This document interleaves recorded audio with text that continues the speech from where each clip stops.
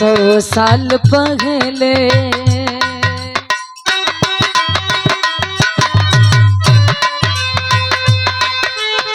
100 साल पहले हमें तुमसे प्यार था, जिया बेकरार था, आज भी है और कल भी रहेगा।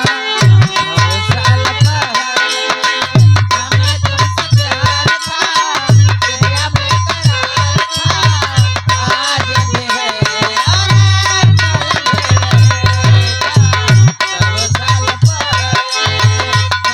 कल भी रहेगा।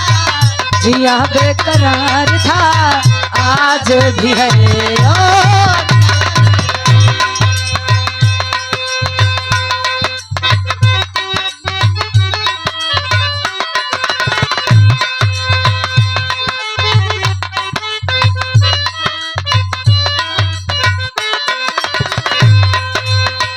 आई है या नवैया हमर सैया हम जमैया।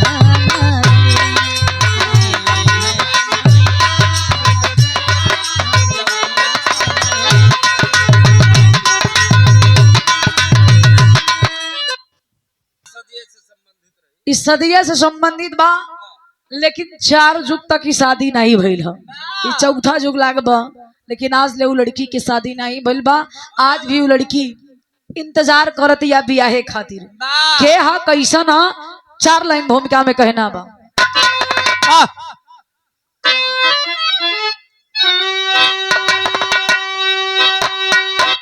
कल्पना के सहारे ये संसार है, कल्पना ही कला की वजह बन गई। कल्पना करके कोई सफल हो गया, कल्पना ही किसी की सजा बन गई।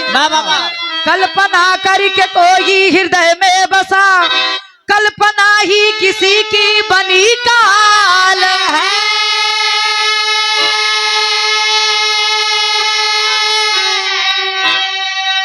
कल्पना में ही बीता हजारों बरस, कल्पना से मिलाना से दुर्लाल है।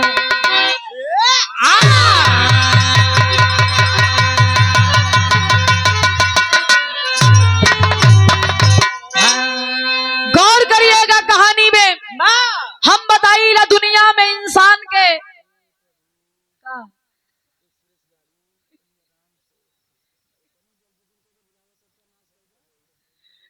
कल्पना जिंदगी में करे के चाहिए, लेकिन ऐसो कल्पना मत करा कि जिंदगी जहन्नुम में बन जाए। दुनिया में हम बताइला बिना कल्पना के जीवन ये संसार नहीं है। बाबूजी बियाहे खातिर डेट रखले हुई है, जो दिन वो दिन एक कल्पना कैले हुई है कि बियाहे में कितना बाराती जाई, और कितना गाड़ी जाई, और दुल्हा के कवन कपड़ा पहनावे के है, कवन गहना ले जाए के बा, मात्र कल्पना है। अच्छा ये कल्पना आज पूरा हो गई तो बड़ी खुशी मिला था, लेकिन इंसान जब अपने औकात से ज्यादा कल्पना करेला तो बड़ा तकलीफ होला। कल्पना उतने करे के चाहिए जितना कि पूरा हो जाए तो खुशी मिले, और ना भी पूरा भइल तो जिंदगी एकदम काट की तरह चुभे ना। ए भैया आई एक लाइन गजल है।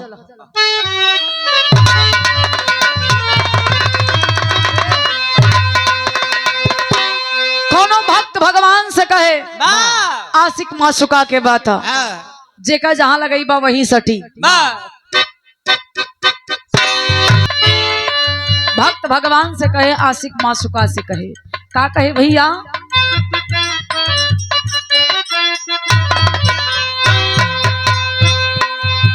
रखल रहली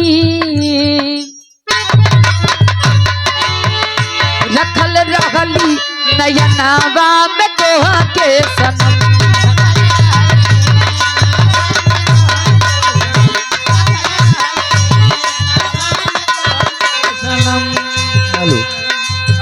रखल रहली नयनावा में तोहा के सनम, छोड़ के हमके परई लाता हम का करी। रखल रहली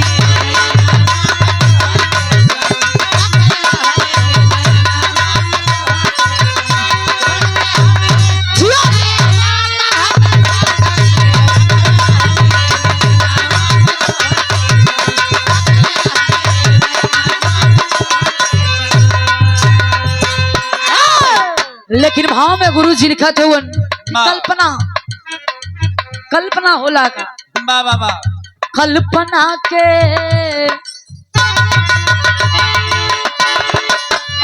कल्पना के सहारे जहाँ चल रहा कल्पना के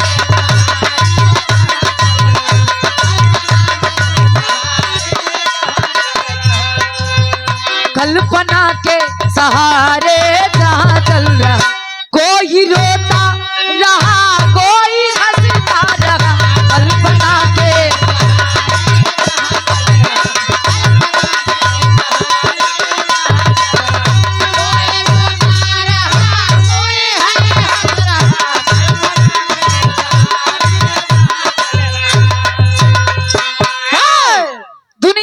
हंसा था लेकिन केहू कल्पना करके रोवा था। कहानी के शुरुआत बा कहानी कहाँ से लिहल गई बा नजम के लाइन बा गुरुजी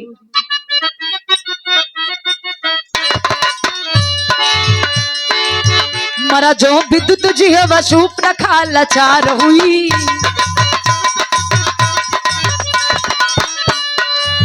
करी थी कल्पना जो कल्पना बेकार हुई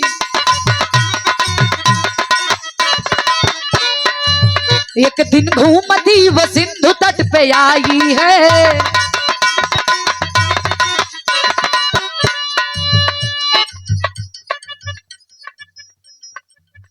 करण को आत्महत्या मन में वो बिठाई है प्रकट हो सागर अपने दिल की बात कह डाला पिला दो ना जनी जवानी का तुम मधुशाला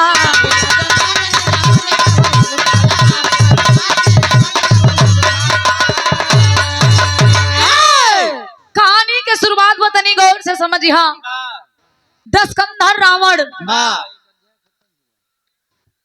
जेकर प्रिय बहन अपने जान से भी ज्यादा जौने बहिनी से प्रेम करे उ बहन के ऊपर कबो आँच ना आवे देलस उ बहिनिया के जब बियाह भइल पति के नाम बतावल गईल विद्युत जिहवा लेकिन ये बाबू एक समय ऐसन भी आ गई जौने बहिनी से इतना प्रेम रहे वही बहिनिया के सुहाग के रावण धो देलस विद्युत जिहवा के जब मरले बा तो शूर्पणखा बेबस लाचार होके आंखों में आंसू लिए चली जाती है समुद्र तट पे समुद्र तट पे आई है बाबूजी मरने के लिए आत्महत्या करने के लिए मन में प्रतिज्ञा कर ली कुछ समय बीतत बा यही सोचा था मन में कि हमार दुनिया में केहू नहीं खे जवन भाई हमरा के अपना से ज्यादा प्रेम करत रहल उहे भाई हमार जब सुहाग धो देलस हमरे मांग के सिंदूर के मिटा देलस तो दुनिया में हम केकरा ऊपर भरोसा करी अब दुनिया में हमार केहू नहीं खे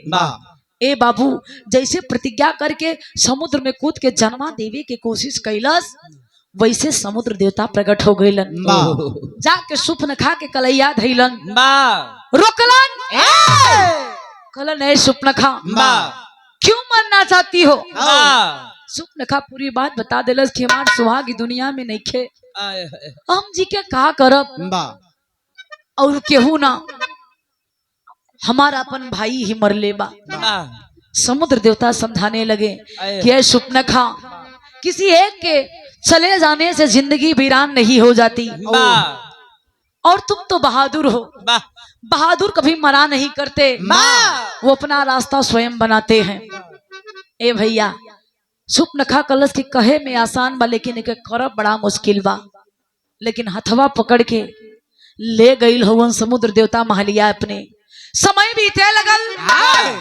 धीरे धीरे समुद्र देवता से शूर्पणखा से प्यार हो गई और जब प्यार भइल बा तब प्यार के निशानी शूर्पणखा के गर्भ में पले लगल प्यार का होले तू ना जानेला प्यार क्या होले तू ना जानेला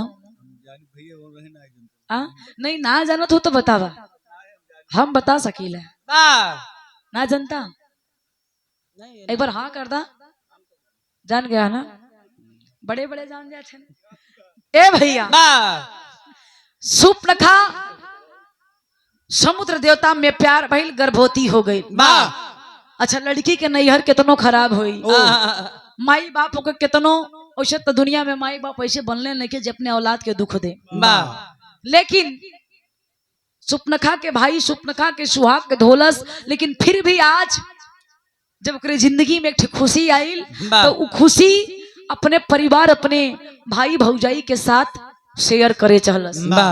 आइल बा लंका, समुद्र देवता लाख मना कैलन कि मत जा, जो ना हालत में बाड़ू तो हर परिवार तो के स्वीकार ना करी। कहे से कि एक दुनिया में एक विधवा नारी के अब विधवा होके के बाद एक गर्भवती हो जाए, दुनिया बड़ा ताना मारी, बड़ा कटु शब्द कहीं बर्दाश्त ना हुई। लेकिन सुपनखा जिद करके लंका आइल बा, और जैसे लंका में प्रवेश कैलस, लंका वासी देखा थुवन कि अरे ये वही सुपनखा है ना जो कई साल से लंका से बाहर है और इसका पति इस दुनिया में नहीं है, लेकिन लौटी तो है गर्भवती होकर। ए बाबू, सुपनखा के देख के लोग मजाक मनावे। धीरे धीरे लंका में आइल बा, जब महल में प्रवेश कैलस, सबसे पहले मुलाकात कैसी होता? मंदोदरी से। अच्छा, मंदोदरी से मुलाकात भइल बाबू, तब मंदोदरी एक बार ठठा के हंसलस, कलस का हो ननदो आइल त बड़ू ठीक कैलू, हई कमन रवैया बना के आइल हूँ। तोहार नकिया कटर रहे लेकिन भैया के कटा देलू। सुपनखा आंख में आंसू लेके रोवे लगल। कलश भाभी हमरा साथे मजाक मत करा, हम कोनो गुनाह ना कैले हई, प्यार कैले बानी, प्यार के निशानी हमरे गर्भ में पलता। मंदोदरी डांट के समझौलस, कलश इ तोरा लिए प्यार होई, लेकिन हमारे को बात सुना। कहा मंदोदरी समझावत बा, एक लाइन तरस लगल।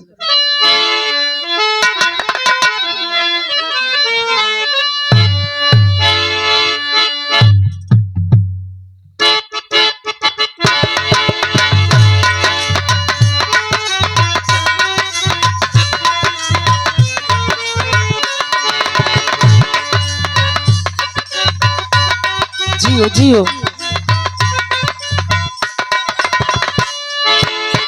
कोनो दुल्हन अपने दुल्हा से कहे,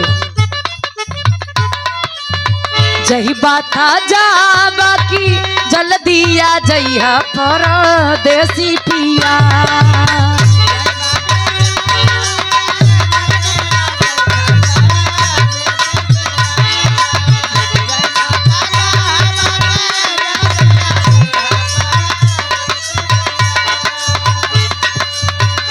बात जा बाकी जल्दी आ जइहा परदेसी पिया, बहरा तू जाके एगो मतिया पठैया परदेसी पिया हो।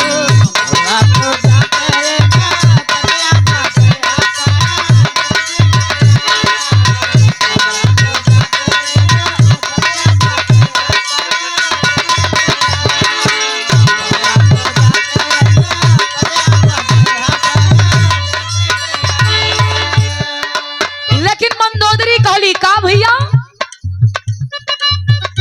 बस ये कहत बेटवा फूलाई पहुंची लंका नगरिया, डरिया लगे लगा।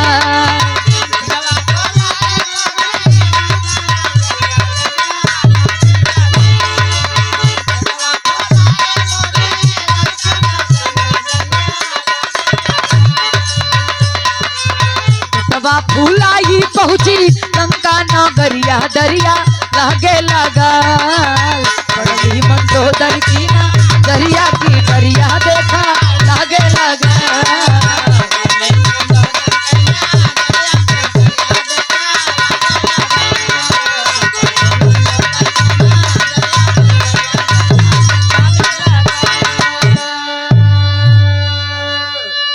कि बोली मंदोदरी तू,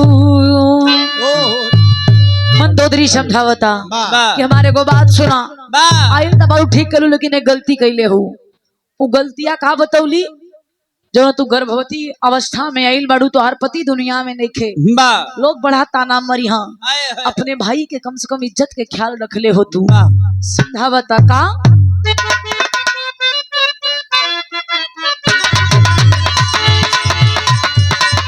बोली मंदोदरी तू डुबाई दिहलू कहानी।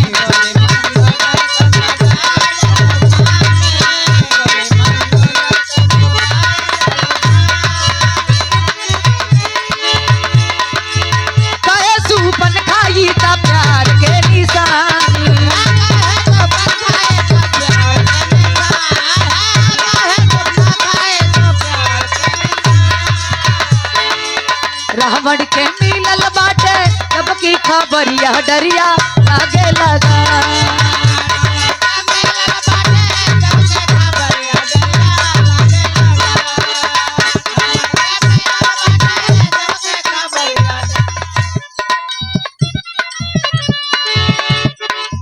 रावण के मिलल बाटे जब की खबरिया डरिया लागे लगा।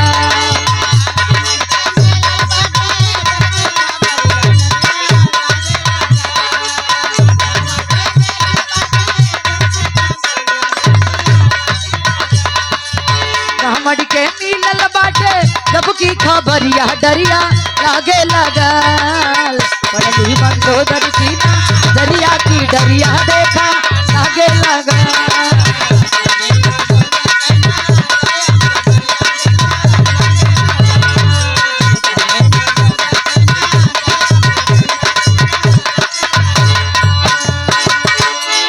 ए भैया मंदोदरी समझौते बा तब तक रावण के खबर लगल बा।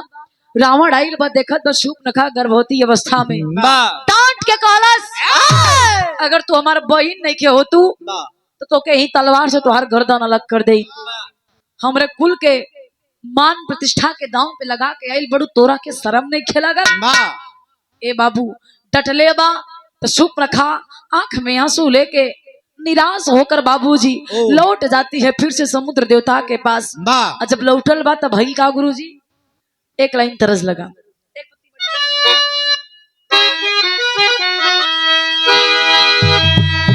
वाह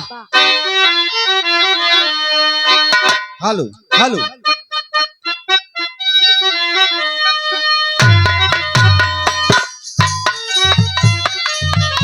ओहे दर्जा नहीं खे वो मरिया के ख्याल बुढ़ैया में आन खोज बुढ़ावा।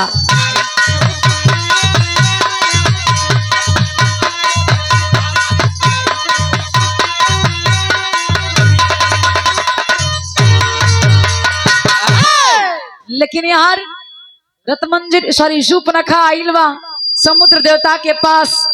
समुद्र देवता दूर ही से देख के समझ गईलन कि बात नहीं बनल, नैहर में मान प्रतिष्ठा ना मिलल। हंस के मुस्कुरा के एगो बात कहलन का भैया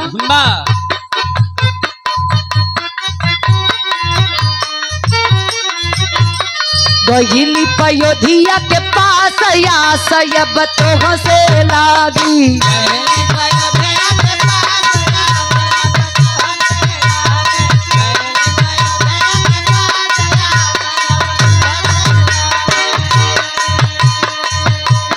तो से लागी हो तो से लागी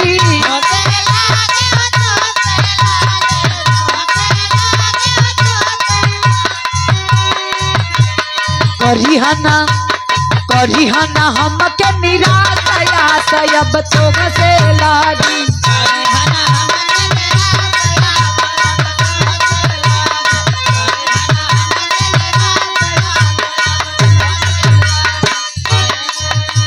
लिया अपनाई पयोधी दौने छनमा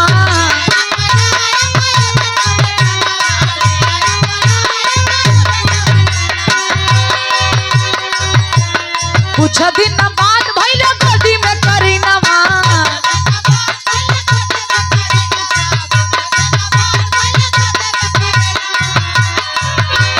करी नहीं जग परिहास या सयब तो से लागी।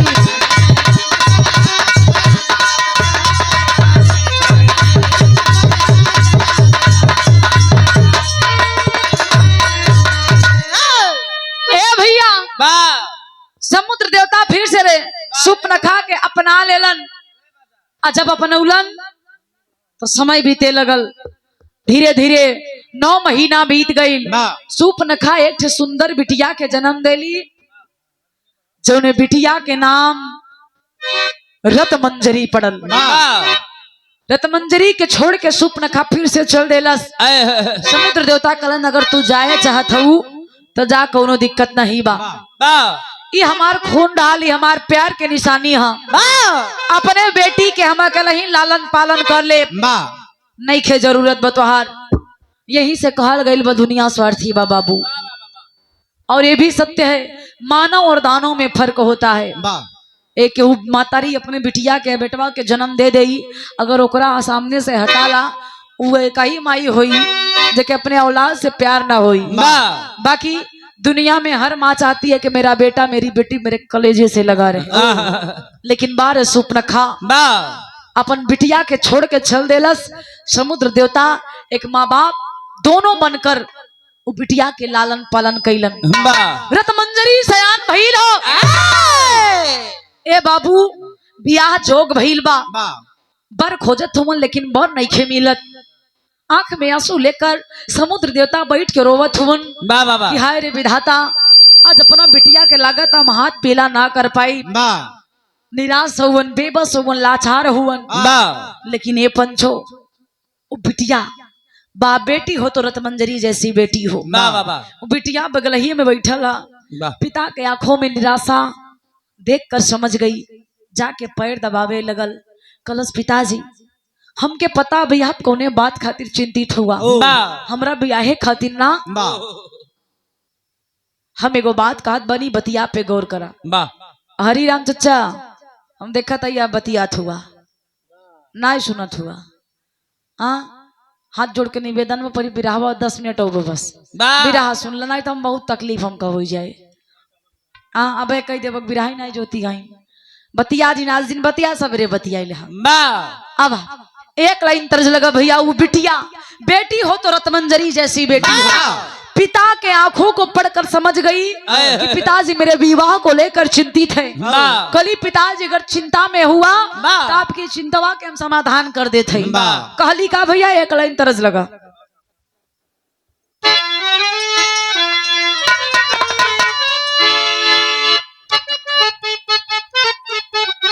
वाह वाह क्या बात, यह तर्ज कि दही के अरे दही के नदिया के तोहरा बिलार राखवार भइल राजा।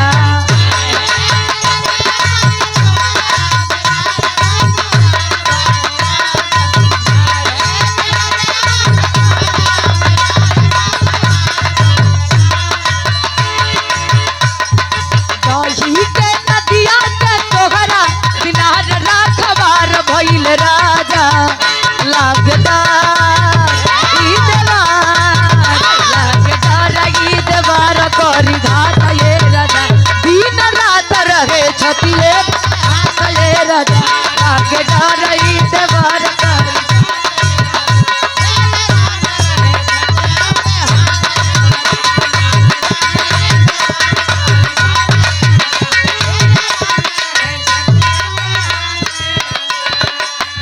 लेकिन रतमंजरी अपने पिता सागर से कहती है क्या,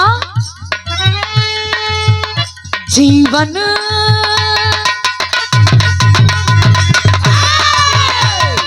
जीवन के नैया के हमरा श्री राम के बनहार बनी बाबू।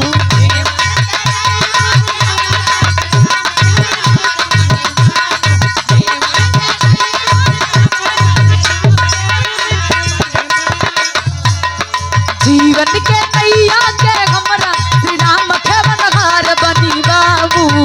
अपन बिटिया पे पहिला ये तबार ये बाबू, काली गई बाया योधिया के द्वार ये बाबू।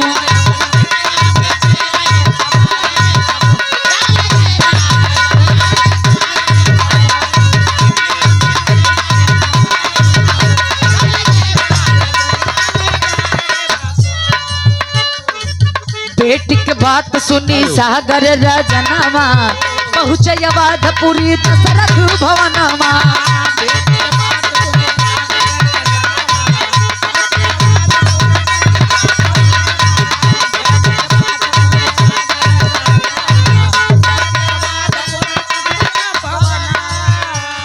चाचक बनी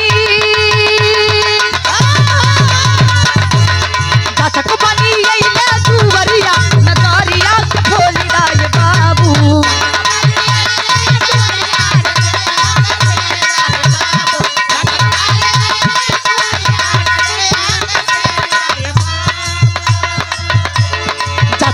माई आइले दुवरिया नगारिया के फेरी दाए बाबू अपन बिटिया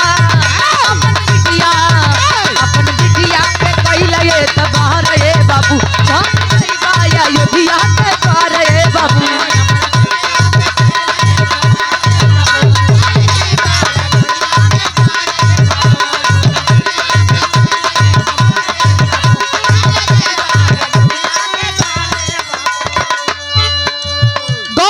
बाबूजी। रत्नमंजरी कहती है कि पिताजी मेरे शादी को लेकर आप चिंतित मत होइए, मैंने अपने मन मंदिर में अपना पति परमेश्वर चुन लिया है। समुद्र देवता बिस्तरा पे लेटल उठ के बैठ गई कहलन अरे हमार बिटिया महल से बाहर ना निकल अपने मन मंदिर में पति भी ढूंढ लेलस क्या। रत्नमंजरी हंस के कहती है कि पिताजी मैं कहीं गई नहीं हूँ, बस उनके नाम से उनका मैंने उनको याद करके ही फेर रही हूँ देखा अपने मन मंदिर में मैंने अपना पति परमेश्वर बना लिया। कलन के रत्नमंजरी कहती है कि अयोध्या नरेश राजा दशरथ के बड़ बेटवा जेकर नाम राम बा। समुद्र देवता कलन हम सुनले बानी राम के बियाह हो गई ए बिटिया इस अपना मत सजावा, उनकर शादी हो गई बा। रत्नमंजरी कहती है कि उससे नहीं मतलब है, मैंने सच्चा प्रेम किया है, मेरे मांग में अगर कोई सिंदूर भरेंगे तो राम है, अन्यथा मैं किसी से शादी नहीं करूंगी। बिटिया के बात के सुन के मजबूरन समुद्र देवता आई लहोन अयोध्या। राजा दशरथ से विनती कैलन, राजा दशरथ कहलन कि आप मेरे दरबार में आए हैं, अतिथि देवो भव, लेकिन ये रही मेरे बेटी की सवाल। मैंने अपने जीवन में 3 शादियां किया है, लेकिन हमारे बेटवा राम जेकर शादी हो चुकल बा, सीता बहू बन के मेरे घर में आ गई है। अब राम दूसर बियाह करिहा कि ना करिहा उनकर इच्छा। रही बात आप आए हैं, आपका स्वागत है, आपका सम्मान है, लेकिन राम महल में नहीं खे। ए बाबू प्रमाण मिलता है, समुद्र देवता राजा दशरथ के महलिया में 3 दिन बितौलन। तीसरा दिन राम आइल हुवन त कैलन का भैया एक लाइन तरज लगी।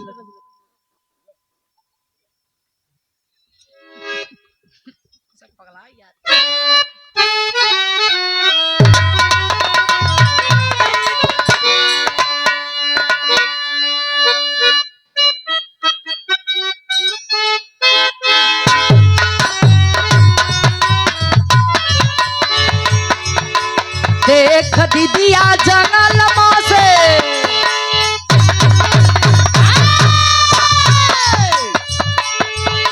देख दीदिया जंगल से बंगला में बुलावई बड़का मुखिया।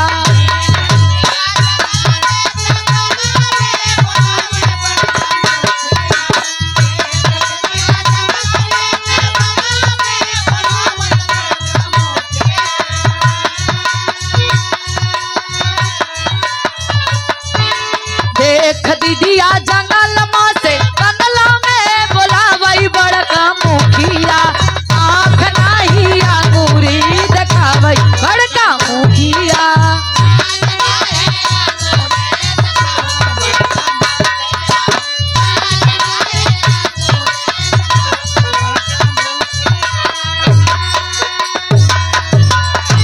यही गीतिया के बदल के स्वर्गीय रामदेव उस्ताद अपने जमाना में गाए, जब भी रहा हो तब बुल्लू गुरुजी से, रामदेव गुरुजी से।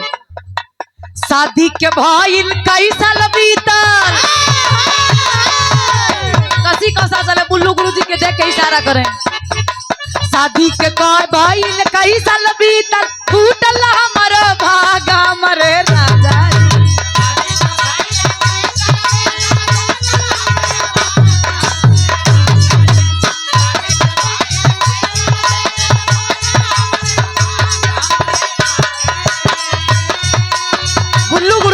के कहें शादी के भाईल कई साल बीतल, टूटल हमरो भाग हमरे राजा जी, लाग जाई रुपिया में आग हमरे राजा जी।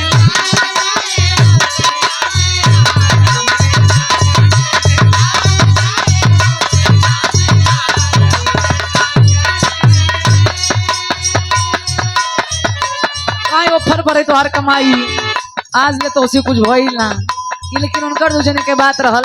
ए भैया लेकिन मेरे यहाँ पे गौर करा, समुद्र देवता 3 दिन तक इंतजार करत हुवन और तीसरा दिन राम आइल हुवन। मर्यादा पुरुषोत्तम श्री राम हाथ जोड़ के समुद्र देवता के प्रणाम कैलन। समुद्र देवता कलन आज हम आपके द्वारी पे एगो राजा की हैसियत से नहीं बल्कि एगो याचक की हैसियत से आइन बनी। एक बेटी के पिता होने के नाते आपसे कुछ मांग रहा हूँ। भगवान राम कलन की मांगिए, क्या चाहिए आपको? तब कहलन का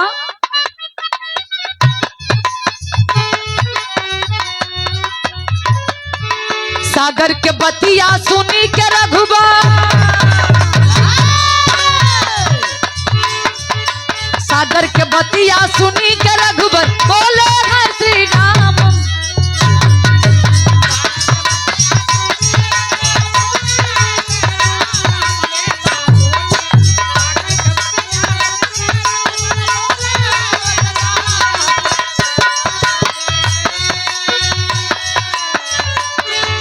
सागर के बतिया सुनी के रघुबर बोले हैं उस बार हमारे बाबूजी दूसर नहीं करब हम विवाह हमारे बाबूजी।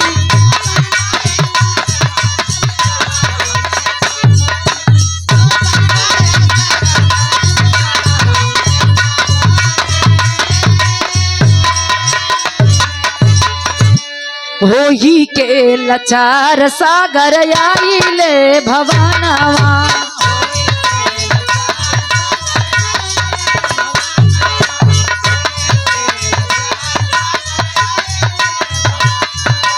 कुछ दिन बाद बीतल नाम आइले बनवा।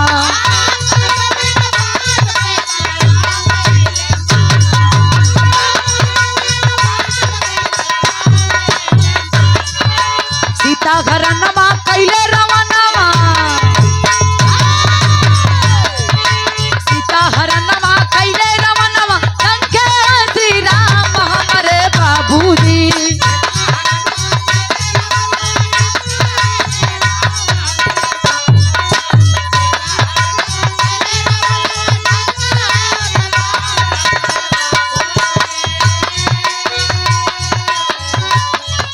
सीता हरनवा कैले रमनवा लंके श्री राम हमारे बाबूजी। रहिया मांगे सागर से उस बार हमारे बाबूजी।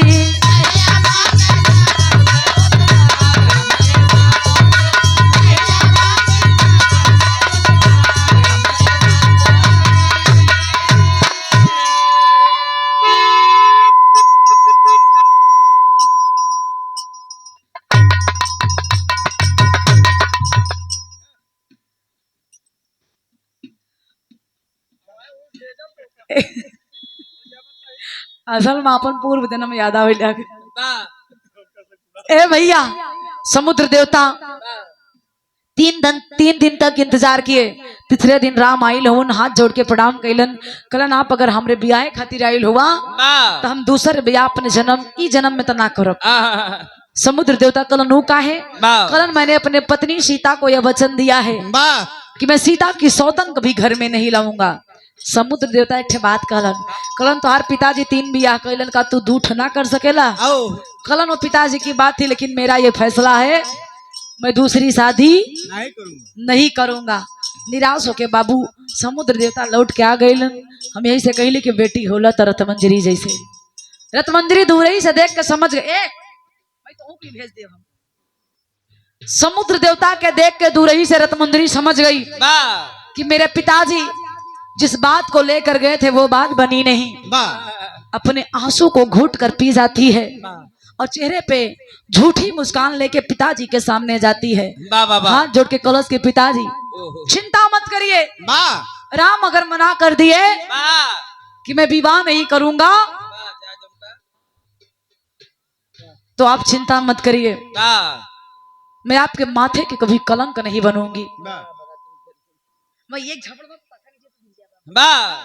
समुद्र देवता कलन की बिटिया राम ना ब्याह करे तो तोके कहीं ना कहीं कर ही के पड़ी। रतमंजरी कहती है कि नहीं पिताजी मैंने अपने मन मंदिर में कही ईश्वर को चुना है, एक ही पति को माना है जो कि राम है। राम के अलावा मैं किसी से शादी नहीं करूंगी, आजीवन कुमारी रह जाऊंगी, लेकिन मैं किसी और से विवाह नहीं करूंगी। प्रतिज्ञा कर ले रत मंजरी कुमारापन व्यतीत करे लगल। समय बीता था, भगवान श्री राम के जब 14 वर्ष के वनवास भइल, सीता लक्ष्मण के साथ में वन में आयल हुवन। जब मेहरारू हेराइल हिया केकर मेहरारू के रही नो सीता माता। हाँ तो ये बोला पंचवटी कुटी से सीता के हर के जब रावण लंका ले गई, ढूंढला के बाद पता लगल कि सीता लंका में है। समुद्र से मार्ग मांगे खातिर भगवान राम वही तट पे बैठ के तपस्या करे लगल। ए भैया, एगो बिटिया के बाप जौना इंसान खातिर जेकर बिटिया कुंवारापन व्यतीत करे और जाए के मदद मांगे, धरती हो चाहे आसमान हो, कहीं चाहे देवी हो चाहे देवता चाहे साधारण मानव, अगर बेटी का पिता है तो इंसान का कभी मदद नहीं करेगा। और खास कर भगवान राम में के देन बा की रत मंजरी कुंवारी बैठल बा। समुद्र देवता की बात याद बा बाबू, राम तपस्या करत हवन, मार्ग मांगत हवन, लेकिन समुद्र देवता प्रकट ना होत हवन। तब भइल का गुरुजी, टेरी में कवि जी के लिखे के पड़े।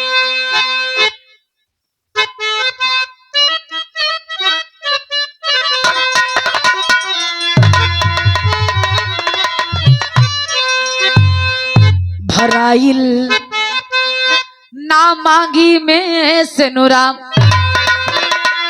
अरे भराइल ना मांगी में, ओ भराइल ना मांगी में सेनुरा, कलिया यहाँ से लगाई भवरा गया भुलाई, भराइल ना मांगी में सेनुरा।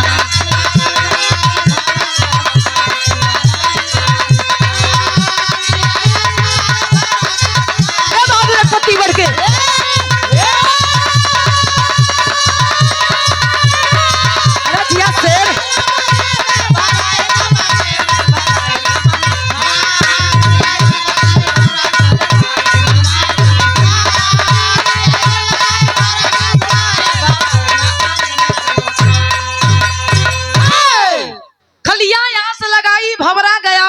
भराइल ना मांगी में सिनुरा। रतमंजरी इंतजार में भगवान श्री राम भूल गए हुवन, क्यों हमारा खातिर इंतजार करता। आज भगवान राम वही समुद्र तट पे 3 दिन तपस्या करें, लेकिन समुद्र देवता रास्ता देवे खातिर तैयार नहीं थे।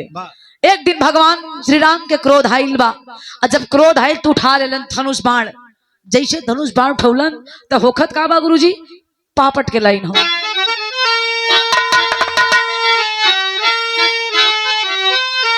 अरे सागर तट पे प्रभु जी करई पूजा नामा सोचई मनावा में। अरे सागर तट पे प्रभु जी करई पूजा नामा सोचई मनावा में। जकरे साथे बजरंगी बलवा सोचई मनावा में।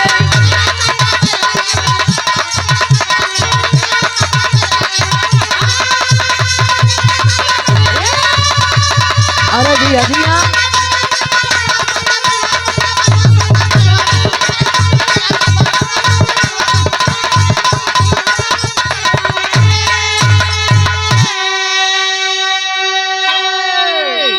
चौथा दिन बाबू भगवान श्री राम धनुष बाण उठा लिए।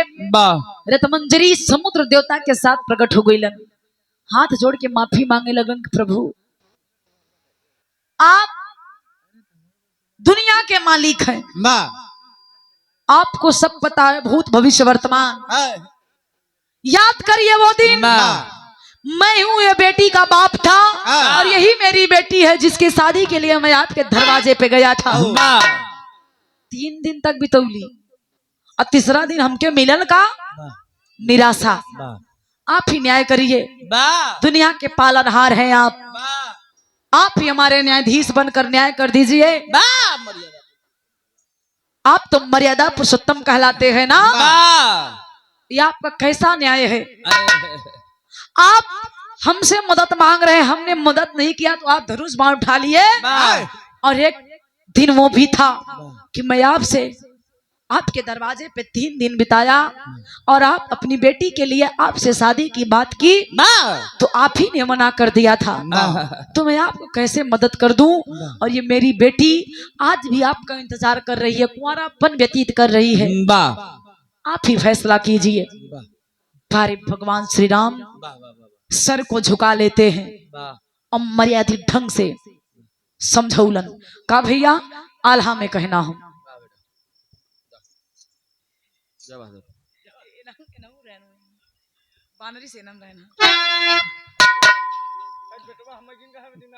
अच्छा बेटा काट दे। आ जाए बेटा काट दे बाकी बजावा।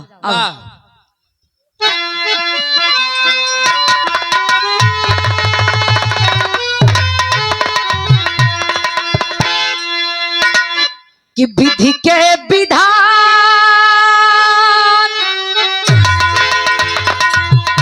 कि विधि के विधान कैसे जग में क्यों मिटाई है भैया।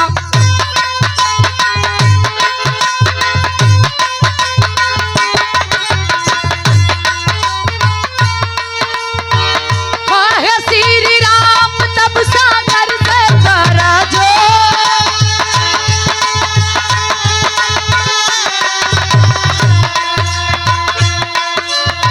त्रेतायुगवा में मोरी सीता दुल्हनिया बाबू।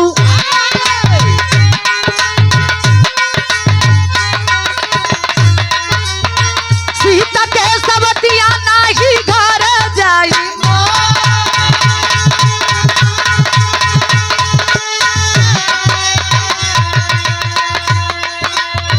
हाथ जोड़ी मंदारी तब कहली बचनिया प्रभु।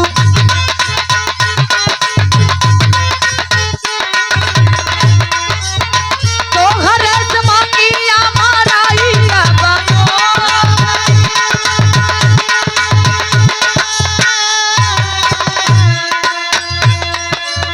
कहे श्री राम तोहर नशा पुरई बरनिया।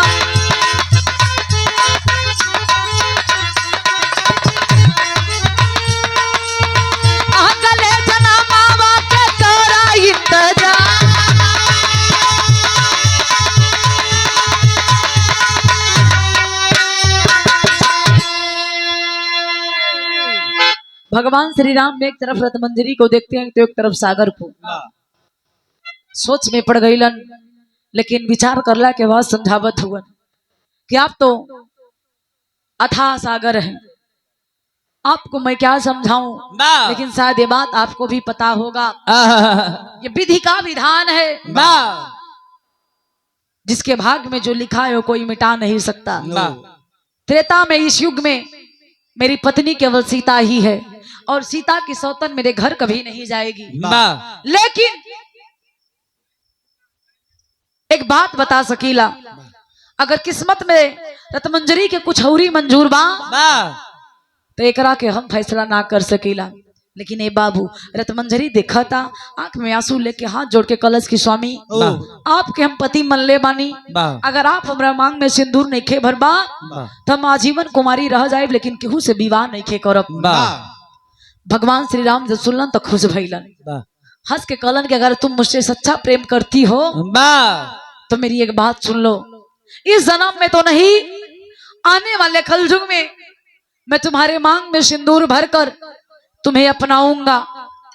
लेकिन तब तक के लिए मेरा एक आशीर्वाद है, एक वरदान है, तुम ये त्रेता ही नहीं, द्वापर ही नहीं, कलयुग तक पूजनी रहोगी। किस नाम से, कहां पर, बतौलन है भैया, खड़ी में कहना हो।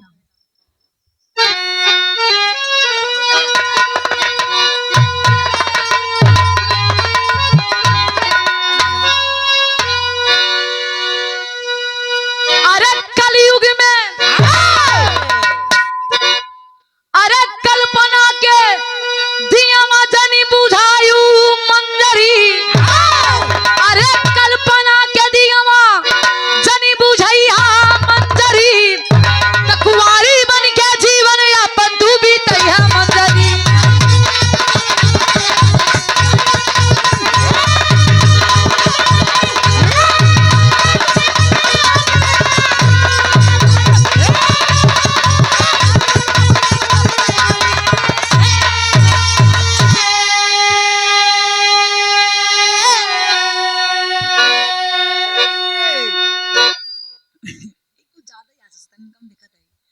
अरे कलयुग में ले वही जन्म जब कि हम आई, अरे माही दीना मांगी हमें से नूरा भराई।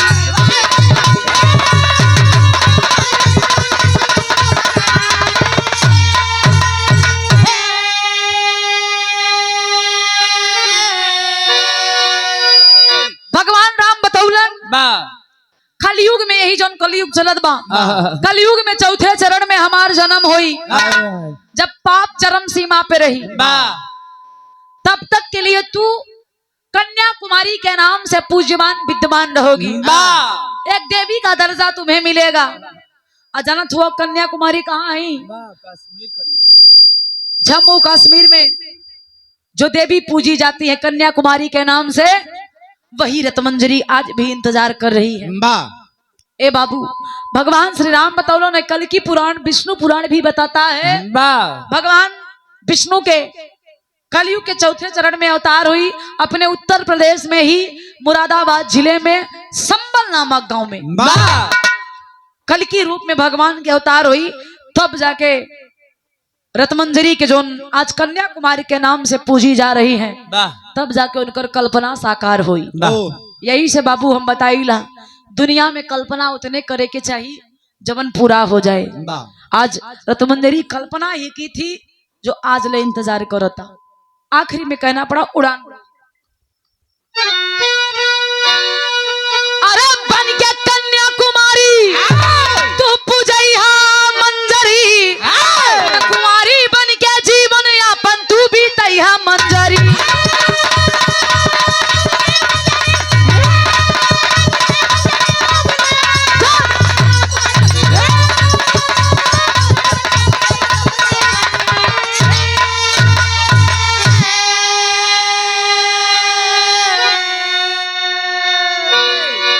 गुरु बिहारी गुरु गणेश जैसी प्रभु की इच्छा।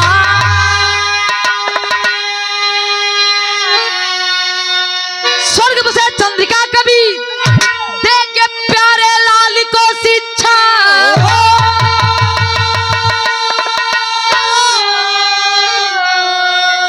भराइल ना मांगी में सेनुराम, न छोटी गया कभी से दुश्मन भी थर्राई। हराई ना मांगी में सेनुराम।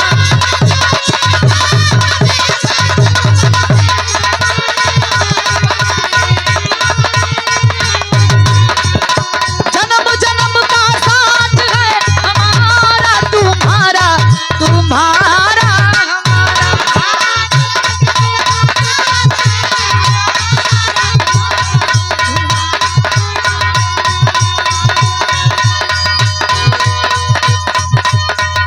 हमारा। जियो।